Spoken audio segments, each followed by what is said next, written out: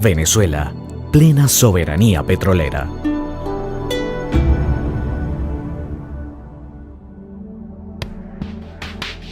El país con las reservas petroleras más grandes del planeta.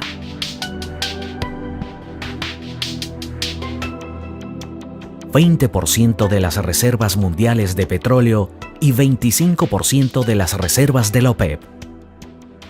Venezuela ocupa el primer lugar entre los países de Latinoamérica con mayores reservas probadas de gas natural y octavo lugar en el mundo.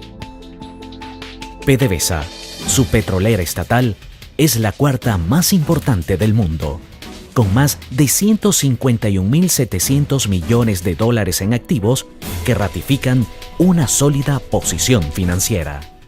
Venezuela es uno de los países ricos en petróleo del mundo. Se pensaría que un país con petróleo es un país rico, y esa era la creencia de los venezolanos, hasta notar que no fue así. Dejar todos los ingresos a un solo producto fue una jugada riesgosa, la cual ha terminado en pobreza. En la época precolombina, los pueblos indígenas prehispánicos venezolanos conocían el petróleo y el asfalto como el nombre de mene, los cuales usaban con fines terapéuticos como combustible para iluminación y para calafatear sus embarcaciones. En los relatos de Gonzalo Fernández de Oviedo y Valdés, conservados en su Historia General y Natural de las Indias en 1535, menciona la presencia del néctar de cubagua, que aporta beneficios al tratamiento de la gota y otras enfermedades. Cuando la reina Juana de España escuchó sobre sus poderes curativos, ordenó a los oficiales a cargo de Nueva Cádiz, en la isla de Cubagua, que lleven a España tanto aceite de las piedras, petróleo, como puedan en el buque de Santa Cruz, con el fin de aliviar el malestar de gota que sufría su hijo, el emperador Carlos V, Carlos I de España. La orden se cumplió en 1539, cuando el primer barril de petróleo se sacó oficialmente de Venezuela rumbo a España.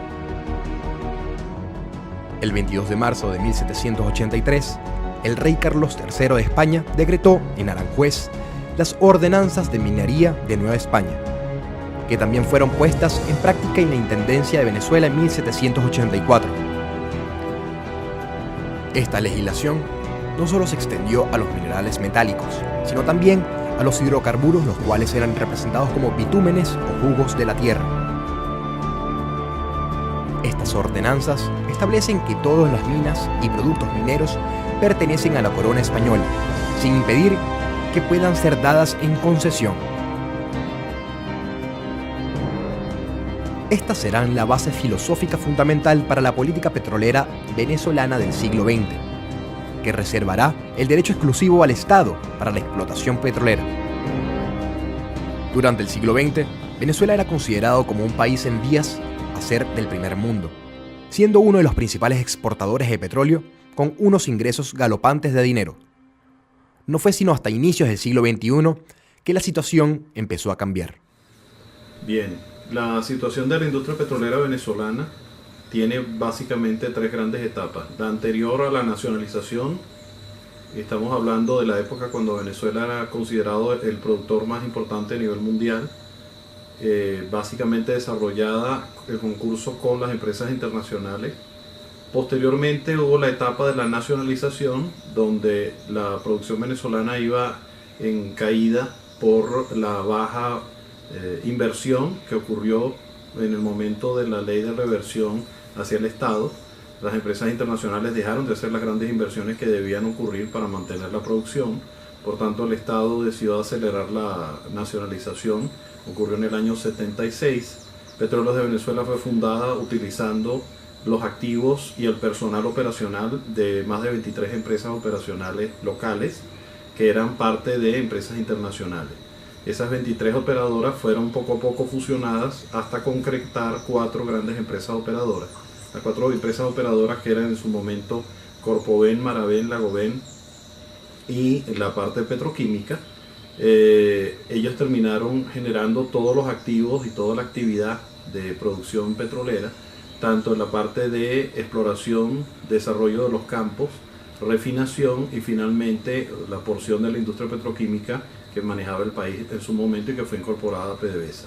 PDVSA fue como empresa una empresa integrada desde el comienzo, tomaba todas las etapas de la producción, la refinación, la parte de investigación y desarrollo, desarrolló una universidad corporativa que en su momento había sido el Centro de Educación Internacional y Educación y Desarrollo.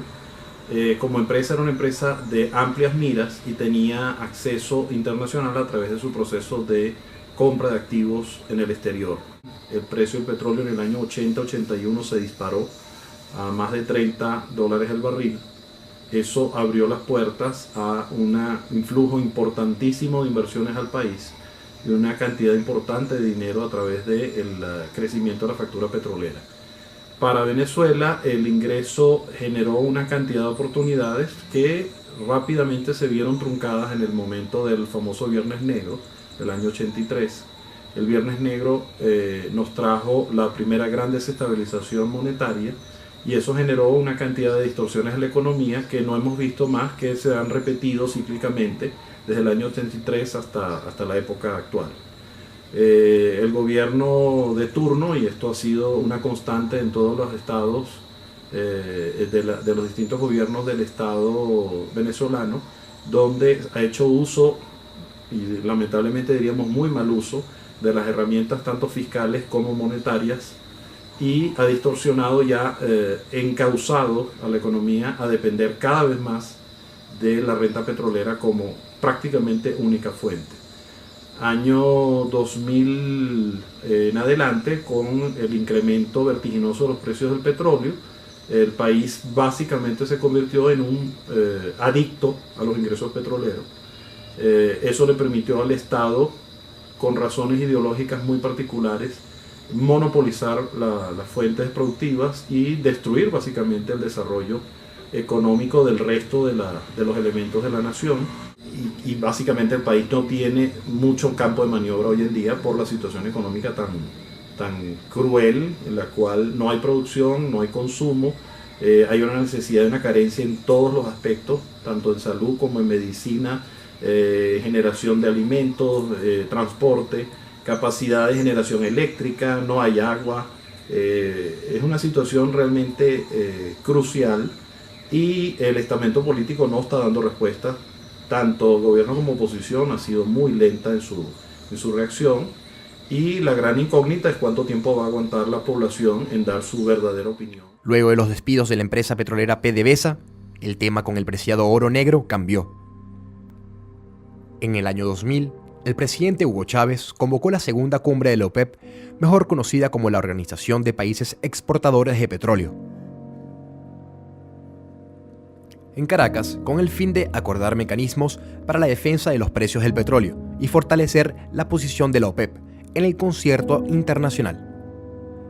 Los miembros acordaron ajustar la producción para alcanzar el precio de barril entre $22 y $28, cuando para el momento estaba por debajo de los $6. Si bien los precios se recuperaron gracias a los acuerdos, el disparo de los precios petroleros fue resultado de los atentados del 11 de septiembre del 2001 contra los Estados Unidos, la invasión de 2003 de Irak, su posterior ocupación y la huelga petrolera venezolana del 2002. Estas irregularidades internacionales dieron como consecuencia un fuerte aumento de los precios mundiales del petróleo, superando lo acordado para la OPEP. El 13 de noviembre de 2001, la Asamblea Nacional autorizó la ley promulgada por el presidente Hugo Chávez llamada Ley de Hidrocarburos. La nueva ley prevé que toda la producción de petróleo y las actividades de distribución debían ser del dominio del Estado venezolano, con la excepción de las empresas dirigidas a la producción de petróleo crudo extra pesado. Los inversionistas privados pasan a poseer hasta el 49% del capital de la empresa, mientras que las regalías al Estado no debían ser menores al 30%. Pero lamentablemente fue demasiado bueno para ser verdad, ya que en el 2014 los precios del petróleo internacional comenzaron a bajar. Durante julio del 2014 hasta diciembre del 2015 el oro negro perdió hasta el 70% de su valor. Alguna de las causas que llevaron a esto fue la inclusión de Estados Unidos como importante productor para el llamado shale oil y la ralentización en el crecimiento económico de China, generando una sobreproducción continua de petróleo. En el caso venezolano, el golpe fue dramático. Venezuela necesita con el precio del petróleo que supere los $100 para ya hace un año y medio, y los precios no han subido de los $50. En la Cuarta República, durante los años 60 hasta los años 73-74, los precios del petróleo estuvieron muy deprimidos y sin embargo se hicieron obras muy buenas, como el segundo piso de la Autopista del Este, las obras del Banco Obrero Caricuao. En cambio, en la Quinta República, los precios del petróleo subieron por encima hasta alcanzar los $100 y no se han visto grandes obras. Y más bien se ha visto un déficit fiscal que ha destruido prácticamente la economía y ha impulsado la emisión de dinero inorgánico, con lo cual la inflación ha hecho que la inflación sea la más alta del mundo, un fenómeno que nunca se vio en la Cuarta República.